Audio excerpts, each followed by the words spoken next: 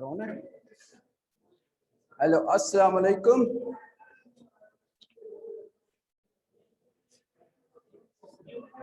Assalamu alaikum guys. Bismillah ar-Rahman ar-Rahim. My name is Asim Shahzad. From now on, I will be your English teacher. Okay. So, ये मेरा introduction था. Inshallah, I warm welcome you here in the boys wing, senior boys wing of English class. So, very soon we will meet here. Inshallah, we will meet together. सो अच्छा एक introduction बाद में हो जाएगा, ठीक है। सो आज से मैं आपको इंग्लिश की क्लासेस यहाँ पे आपकी लूँगा, ठीक है। मेरा नाम आसिम शहजाद। सो अभी हम स्टार्ट करते हैं। अभी कोई क्वेश्चन होगा, कोई चीज़ आपको समझ नहीं आई हो तो वो आपको लास्ट में बिल्कुल एंड पे मैं आपसे क्वेश्चंस वगैरह लूँगा।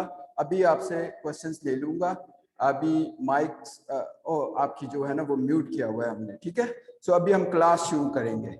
सो आपने अपनी बुक खोल लेनी है, प्रोग्रेसिव इंग्लिश, और इसका यूनिट 1 है, यूनिट 1, और पेज नंबर है 2 और 3। पेज नंबर 2 आप अपनी बुक्स खोल लें। आज हम रीडिंग करेंगे, एक्सप्लेनेशन करेंगे इसकी, ठीक है। Are you ready? Okay. So इसका यूनिट 1 का जो पहला टॉपिक है, where we live now. Where we live now, हम कहाँ रहते हैं। और ये है about emails, writing emails, reading emails. Okay, थोड़ा सा आपको ईमेल्स के बारे में बता दूं।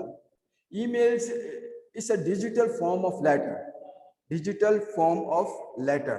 एक जब हम खत लिखते होते थे, इससे पहले पेपर के ऊपर लिखते हैं खत, और उसको पोस्ट ऑफिस में पोस्ट करते हैं। फिर आगे से पोस्टमैन जो है उसको मुख्तलिफ शहरों में या पूरे मुल्क में, दुनिया में कहीं भी वो भेजते हैं। तो ये एक हाथ से लिखा जाने वाला लेटर था, पेपर के ऊपर लिखा जाता था। लेकिन अब वक्त के साथ साथ जब इंटरनेट आ गया तो एक डिजिटल फॉर्म निकल के आई, ईमेल, जो कि मेल ही है, यानी इलेक्ट्रॉनिक मेल। ई से मतलब है इलेक्ट्रॉनिक, मेल से मेल। तो ये इलेक्ट्रॉनिक मेल की एक किस्म निकल के आई है, डिजिटल फॉर्म, जिसमें आप कंप्यूटर के ऊपर ही अपना लेटर लिखते हैं और यहीं से पोस्ट कर देते हैं, और ये सेकंड्स में पहुंच जाता है। पहले महीने लगते थे जाने में और आने में, उसको जवाब आने में। लेकिन अब with the blessings of science ये हो गया कि सेकंड्स में आप अपनी ईमेल या अपना लेटर सेंड कर सकते हैं। तो ये डिजिटल फॉर्म है। ओके। तो किसी को ईमेल सेंड करने के लिए सबसे पहले क्या जरूरत होता है? एड्रेस। उसका एड्रेस क्या होगा? जैसे हम खत के ऊपर एड्रेस लिखते हैं, उसका घर का एड्रेस लिखते हैं, उसका शहर लिखते हैं, मुल्क लिखते हैं, इसी तरह यहाँ पे भी एड्रेस होता है। जिसको हम सेंड कर रहे हैं उसका ईमेल एड्रेस होना बहुत ज़रूरी होता है। ईमेल एड्रेस लाइक इस तरह की मिसाल ये है, आसिम शहजाद 1294@gmail.com। ये मैंने आपको एग्जांपल दी है। इस तरह का ईमेल एड्रेस होना लाजमी है जिसको आप सेंड कर रहे हैं, ठीक है। तो ये किस जगह लिखना होता है? यहाँ पे पिक्चर बनी होगी आपके पर बुक में। टू किसको हम भेजेंगे, किसको? अपने फ्रेंड को, जिसको भी भेजेंगे उसका ईमेल एड्रेस यहाँ पे लिखना है। abc129@gmail.com ये एग्जांपल है इसकी। सो इसके नीचे सब्जेक्ट लिखेंगे। सब्जेक्ट में लिखेंगे कि आपने क्या, किस बारे में बात कर रहे हैं। जैसे ग्रीटिंग फ्रॉम लंदन, ये इसका सब्जेक्ट है। और इसमें देखें, फ्रॉम सारा टू रिबा, फ्रॉम सारा टू रिबा, सारा की तरफ से रिबा को एक सेंड की गई है ईमेल, और उसका सब्जेक्ट है greetings from London. So start. Hello, I am attaching a photo of Big Ben. मैं फोटो आपको अटैच कर रही हूँ बिग बैन के। बिग बैन क्या है?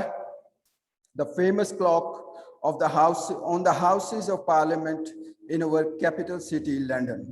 लंदन में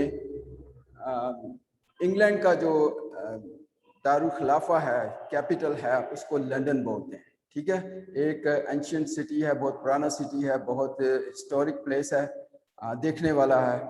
तो लंदन इसका कैपिटल है। और हाउसेस ऑफ पार्लियामेंट किसको बोलेंगे? Parliament house. जैसे यहाँ पे पाकिस्तान में हमारे इस्लामाबाद में है पार्लियामेंट हाउस, जहाँ पे सारे पॉलिटिशियंस इकट्ठे होते हैं और वहाँ पे डिबेट होती है अबाउट दिस कंट्री, कोई भी फैसले करने होते हैं मुल्क के बारे में, तो वो वहाँ पे लेजिस्लेशन वगैरह करने के लिए, तो वो पार्लियामेंट हाउस कहलाता है। ठीक है, तो वहाँ पे भी ये फेमस क्लॉक जो है हाउसेज ऑफ पार्लियामेंट के ऊपर लगा हुआ है। ये इसकी पिक्चर भी यहाँ पे आ रही है, एक बड़ा सा क्लॉक है, ये एक सिंबल है वहाँ पे उनकी लंदन में। सो आगे चलते हैं। London is famous for its red double decker buses where you can see sit upstairs as well as downstairs. London जो है वो मशहूर है किस लिए? अपनी डबल डेकर बसेस के लिए। Double decker buses, double decker buses क्या होती हैं? जिसमें आप दो उसकी मंजिलें बनी हुई हैं, दो डेक्स हैं। डेक्स किसको बोलते हैं? डेक्स जैसे शिप होता है उसके ऊपर जो डेक होता है जिस पर हम खड़े होते हैं उसको डेक बोलते हैं, फ्लोर यानी। तो उसके ऊपर दो फ्लोर बने होते हैं, नीचे और ऊपर। सीढ़ियाँ चढ़ के आप ऊपर जाते हैं, ऊपर में बैठ जाते हैं। आपने ये देखा होगा, शायद आपके पास पिक्चर कोई हो तो आप उसमें देख सकते हैं। मेरे पास पिक्चर अवेलेबल है लेकिन यहाँ इस वक्त मैं दिखा नहीं सकता आपको, मैं सेंड कर सकता हूँ बाद में। सो double decker buses double storey बस होती है जिसमें ऊपर भी बैठा जा सकता है, नीचे भी बैठा जा सकता है। और ये डबल डेकर बस अगर किसी ने नहीं देखी तो बड़ी अच्छी अपॉर्चुनिटी है आपके लिए। आप देख सकते हैं यहाँ पे रावलपिंडी में भी इसकी सर्विस शुरू हो गई है, आप ट्रैवल भी कर सकते हैं इस पे। अगर आपने देखा हो यहाँ पे नवाज शरीफ पार्क, शहबाज शरीफ स्टेडियम के पास सर्विस रोड पे एक इनका ऑफिस है, वहाँ पे बस ये खड़ी होती है। इस्लामाबाद के लिए टूर कराते हैं, आप इसको ट्रैवल करें, आपको आप इंजॉय करेंगे इसको। ठीक है। So and for its black taxes, ये अपनी ब्लैक टैक्सेस के लिए भी मशहूर है। यहाँ पाकिस्तान में जो टैक्सेस चलती हैं वो उनका कलर क्या होता है? येलो, येलो कलर की टैक्सेस होती हैं, लेकिन वहाँ पे इंग्लैंड में ब्लैक कलर में होती हैं। तो ये बड़ी एक सिंबल है उनका, यहाँ पे वो ट्रैवल करते हैं उन टैक्सेस के ऊपर, ये मशहूर है उनके लिए। 10 million people live in London. 10 million people live in London. ये इसकी आबादी के बारे में बताया जा रहा है कि 10 मिलियन लोग इस लंदन में रहते हैं, इस शहर में। We are a multicultural city with people from every corner of the world living here. और ये बता रहा है कि हम मल्टीकल्चरल सिटी, मल्टी यानी डिफरेंट कल्चर्स के, डिफरेंट सकाफतों के लोग पूरी दुनिया से यहाँ पे इस लंदन में आते हैं, आबाद होते हैं, रहते हैं। हर तरह का आदमी आपको यहाँ पे मिलेगा। We can buy and eat food from all over the world in our markets and restaurants. हम खरीद सकते हैं, हर तरह का फूड यहाँ पे आपको मिलता है, खाने पीने को हर तरह की पूरी दुनिया की तरफ से, पूरी दुनिया से जो चीज़ें होती हैं वो यहाँ पे इस मार्केट में मिलती हैं आपको। इनके रेस्टोरेंट्स में तरह तरह के खाने होते हैं जो कि एंजॉय किए जा सकते हैं, खाए जा सकते हैं। We often have pop concerts with thousands of people in the audience. Pop concert क्या होता है? पॉप एक फॉर्म है, एक किस्म है म्यूजिक की। म्यूजिक की डिफरेंट किस्म होती है, जैसे यहाँ पाकिस्तान में फोक म्यूजिक है, क्लासिकल म्यूजिक है और दूसरी तरह के म्यूजिक हैं। तो इसी तरह रैप म्यूजिक है लाइक। ये पॉप म्यूजिक भी इसमें एक किस्म है म्यूजिक की, और जिसमें आपको बेहतर पता होगा कि इसमें म्यूजिक बहुत फास्ट होता है, बहुत बीट्स होती हैं इसमें। ठीक है, ये पॉप म्यूजिक कॉन्सर्ट्स वहाँ होते हैं, कॉन्सर्ट बोलते हैं बहुत बड़ी जगह जिसमें बहुत सारे लोग गैदर हों और अपनी परफॉर्मेंस कोई दे। जैसे म्यूजिकल कॉन्सर्ट्स होते हैं, वहाँ पे म्यूजिकल परफॉर्मेंस होती है, बहुत सारे लोग इकट्ठे होते हैं और एंजॉय करते हैं। And the city has many theatres and cinemas.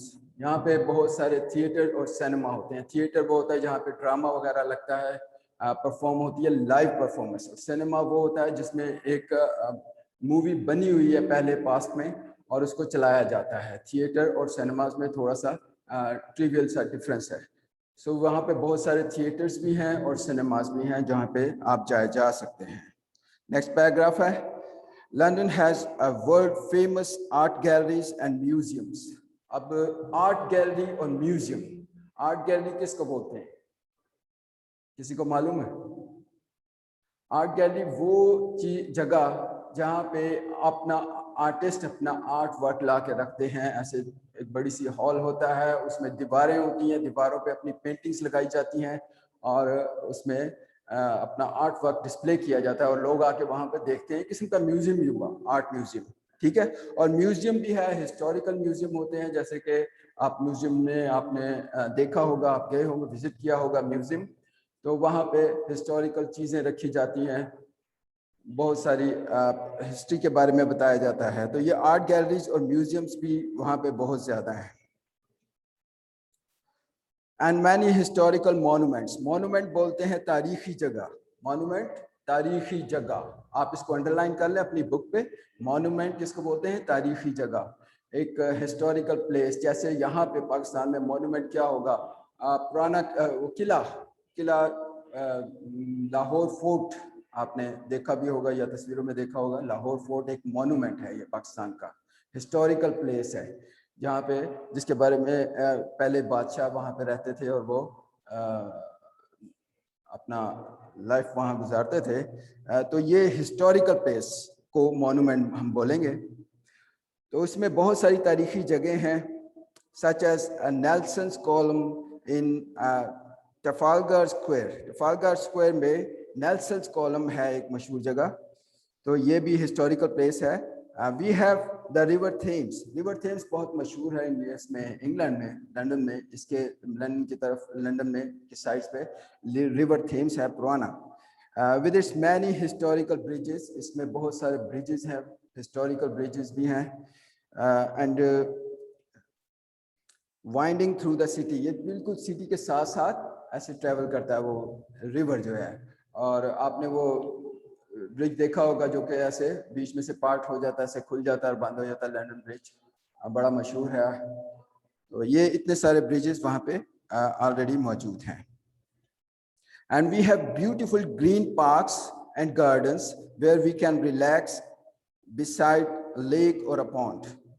यहाँ पे बहुत सारे खूबसूरत पार्क्स भी हैं, गार्डन भी हैं, और जहाँ पे आप बैठ सकते हैं, आराम कर सकते हैं बिसाइड लेक्स, लेक के साथ, जहाँ पे हर गार्डन में आपको लेक मिलेगी या पौंड मिलेगा। पौंड तालाब को बोलते हैं और लेक बोलते हैं थोड़ी झील हो जी, थोड़ा सा बड़ा यानी हो सेटअप हो, तो वो झील कहलाएगी। झील थोड़ी बड़ी होती है और तालाब थोड़ा पौंड छोटा सा होता है। तो वहाँ पे हर गार्डन में आपको पौंड और लेक जरूर मिलेगी। वहाँ पे आप बैठ के रिलैक्स कर सकते हैं, जैसे हम रावल डैम में जाते हैं झील के किनारे, वहाँ बैठते हैं, वहाँ पे एंटरटेन करते हैं, तो इसी तरह वहाँ पे भी है। नेक्स्ट पैराग्राफ इसमें आ जाता है। Okay, there is an astounding variety of trees. There is an astounding variety of trees in London green spaces which blossom in the spring and turn gold and red in the autumn. So astounding किसको बोलते हैं? Amazing. Astounding is amazing, यानी बहुत ही हैरान कौन, बहुत ही दिलचस्पी वाली चीज, ठीक है। Astounding variety of trees, बहुत सारे वहाँ पे हर तरह की वैरायटी के आपको दरख्त मिलेंगे देखने में, ग्रीनरी बहुत है वहाँ पे। And which blossom in the spring, वो खिलते हैं, फूल खिले हुए दरख्त आपने देखे होंगे, जब किसी दरख्त पे जिन पे फल लगते हैं, जैसे अनार का दरख्त हो, इसमें छोटे छोटे फूल लगे होते हैं, पिंक कलर, वाइट कलर, ये पूरे फूल ऐसे लगते हैं जैसे पूरा एक फूल बना हुआ है, लेकिन वो दरख्त होते हैं इकट्ठे झुंड में दरख्त हों और उनमें फूल लगे हों, ब्लू कलर के, पिंक कलर के, वाइट कलर के, तो ये ब्लॉसम होते हैं, यानी इसको खिले हुए स्प्रिंग में खिल जाते हैं। और turn gold and red in the autumn, जब खिजा आती है तो वो गोल्डन कलर के नजर आते हैं या रेड कलर में नजर आते हैं। आप इसकी कोई पिक्चर आप देख सकते हैं। सो ये था अबाउट लंदन। अब नेक्स्ट ये शुरू हो रहा है, from Igor to Hasan. Hasan की इगोर की तरफ से हसन को, ये कहाँ से आ रहा है? ये है मॉस्को से, यानी रशिया। रशिया का कैपिटल है मॉस्को। इसका सब्जेक्ट है greeting from Moscow Russia. Russia का जो कैपिटल होगा या है वो है मॉस्को। प्रीवियट, ये हेलो की किस्म इसको हेलो कहते हैं, किसमें, रशियन ज़बान में प्रीवियट को हेलो बोलते हैं, जैसे हम हेलो बोलते हैं या अस्सलाम वालेकुम बोलते हैं, इसी तरह ये ग्रीटिंग्स हैं। Here in Moscow, we have beautiful ancient churches and cathedrals as well as the famous fortress of the Kremlin. यहाँ मॉस्को में बहुत सारे खूबसूरत चर्चेस, पुराने चर्चेस भी हैं और कैथेड्रल्स भी हैं, और इसके साथ साथ वहाँ पे फेमस बहुत ही मशहूर fortress of the Kremlin, Kremlin का फोर्ट्रेस है, फोर्ट्रेस बोलते हैं किले को। और कैथेड्रल और चर्चेस, कैथेड्रल और चर्चेस में थोड़ा सा फ़र्क है, आपको मैं बता दूं। चर्च आपको पता है इबादतगाह इनकी, क्रिश्चियंस की इबादतगाह को बोलते हैं चर्च और कैथेड्रल, लेकिन इसमें थोड़ा सा फ़र्क है। कैथेड्रल जो होता है वो थोड़ा सी बड़ा होता है और उसको चलाने वाला जो होता है वो बिशप होता है, बिशप। जैसे हमारे, इसकी मिसाल ऐसे है कि जैसे हम हमारे यहाँ पाकिस्तान में मस्जिदें होती है, इबादत की जगह मस्जिदें, एक छोटी मस्जिद होती है, एक बड़ी मस्जिद होती है, जामे मस्जिद जिसको बोलते हैं। वहाँ पे मौलाना साहब होते हैं, वो उसको देखभाल करते हैं उसकी। और एक छोटी मस्जिद होती है जिसमें कारी साहब होते हैं, जो थोड़ा उनका लेवल थोड़ा होता है, छोटा होता है, वो उसको चलाते हैं उस मस्जिद को।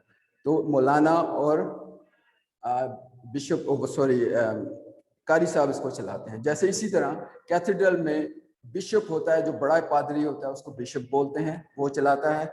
और इसी तरह छोटे चर्चेस में जो चर्चेस होते हैं उसको क्लर्गी मैन चलाते हैं या प्रीस्ट चलाते हैं, पादरी, छोटा पादरी इसको बोलते हैं, प्रीस्ट, वो उसको रन करते हैं। ठीक है, तो ये इसमें डिफरेंस है। So as well as the famous fortress of Kremlin, fortress बोलते हैं किले को, फोर्ट्रेस ऑफ क्रेमलिन। क्रेमलिन एक बड़ी मशहूर जगह, वहाँ पे क्रेमलिन आपने जानते भी हों शायद, मॉस्को में ही। वहाँ यहाँ पे फोर्ट्रेस ऑफ क्रेमलिन में कौन रहता है, president of Russia, mister Vladimir Putin. आपने नाम सुना होगा, व्लादिमीर पुतिन यहाँ पे रहते हैं। जैसे यहाँ पाकिस्तान में हमारे प्रेसिडेंट में हाउस इस्लामाबाद में है, और यहाँ पे हमारे सदर ममलिकत जनाब आरिफ अलवी साहब वहाँ ये रहते हैं। इसी तरह व्लादिमीर पुतिन वहाँ पे फोर्ट्रेस में, क्रेमलिन के फोर्ट्रेस में रहते हैं। The churches have brilliant golden domes, और चर्चेस के बहुत सारे गोल्डन डूम्स, डूम बोलते हैं गुंबद को, ठीक है, गोल्डन कलर के गुंबद उसमें बहुत सारे होते हैं। Which are very bright in the winter sunshine, जो कि विंटर की सनशाइन जब धूप पड़ती है वहाँ पे उनके ऊपर, तो वो बड़े ब्राइट नजर आते हैं, बहुत खूबसूरत उसका व्यू होता है। In Red Square, we have St. Basil's Cathedral, which was built in the 16th century. In Red Square, वहाँ पे मशहूर जगह जो उसी मैंने आपको बताया प्रेसिडेंट हाउस के पास, जहाँ पे फेमस फोर्ट्रेस है उनका, क्रेमलिन का, वहाँ रेड स्क्वायर पे सेंट बासिल्स कैथेड्रल है। बहुत ही, उसके गुंबद बड़े खूबसूरत है, मल्टी कलर। अगर आप नेट पे जाएं, गूगल करें इसको, सेंट बासिल्स कैथेड्रल, इसको देखने वाला है, ठीक है। कभी इसकी आप एक पिक्चर आप देखें तो मल्टी कलर के इसके जो टावर्स बने हुए हैं, बड़े खूबसूरत गुंबद बने हुए हैं, और वो सारे मुख्तलिफ कलर्स में है। मेरे पास पिक्चर है, अगर आप हो सका तो मैं आपको सेंड करूंगा। तो वो बहुत ही खूबसूरत कैथेड्रल है, Saint Basil's cathedral, which was built in 16th century, जो 16th century में बना था, 16वीं सदी में बना था, इतना पुराना है, ठीक है। It has 8 domed chapels, some square, some octagonal, each with multicolored exterior. It has 8 doomed chapels. Doomed chapels यानी ऐसे गुंबद वाला एक कमरे होते हैं अलग अलग, एक इसमें कैथेड्रल में मुख्तलिफ कमरे हैं, ठीक है।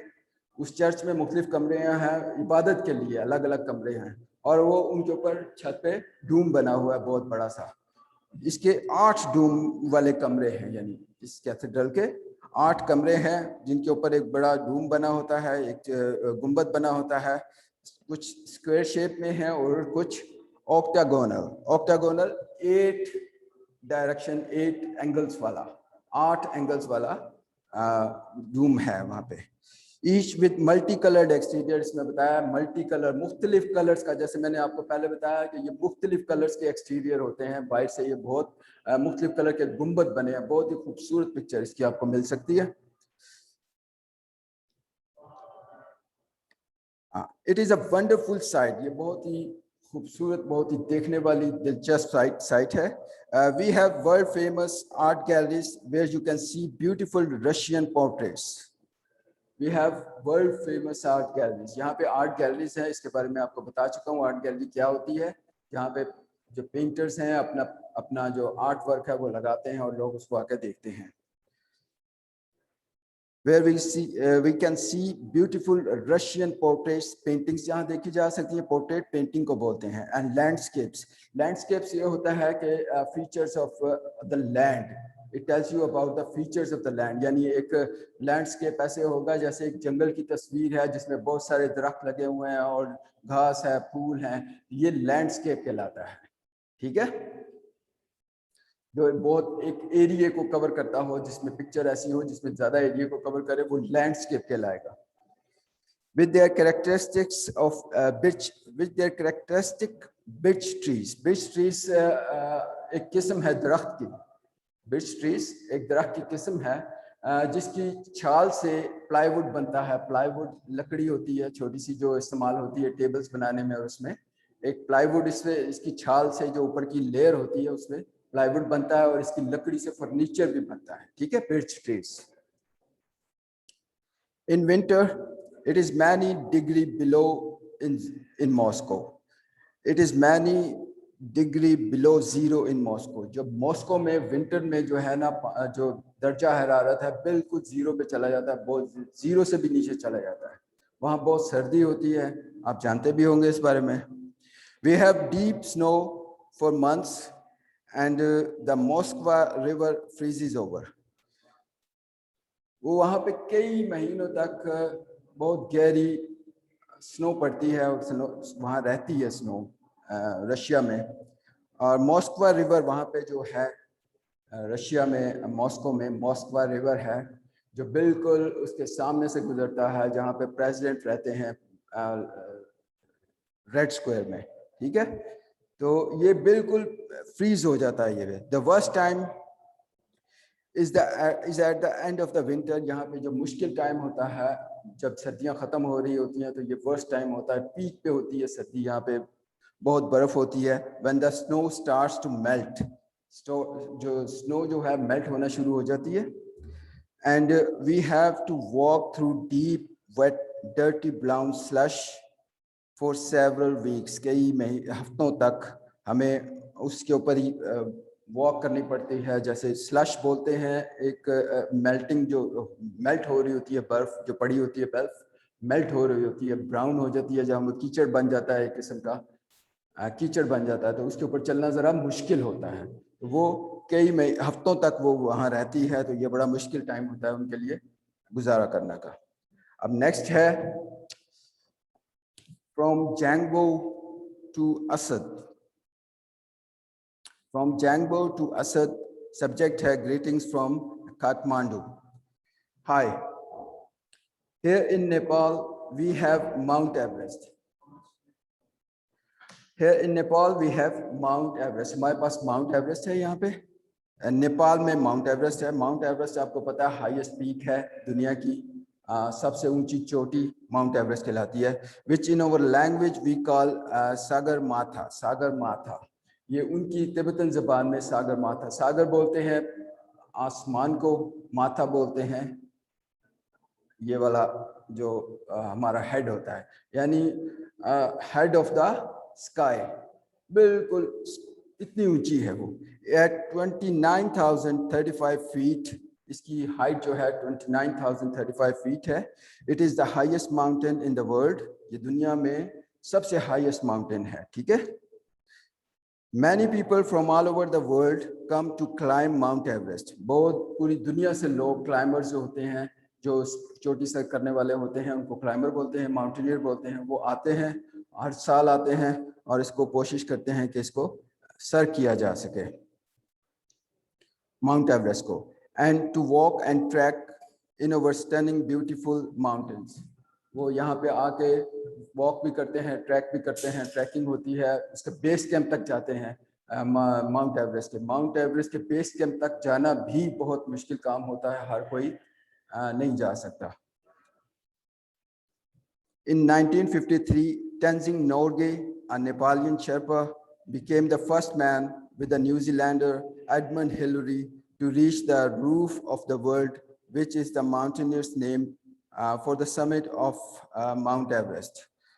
1953 में Tenzing Norgay, एक शर्पा बोलते हैं वहाँ की ज़बान में, जो नेपाली लोग होते हैं जो हाइट्स में तिब्बत में रहते हैं उनको शर्पा बोलते हैं।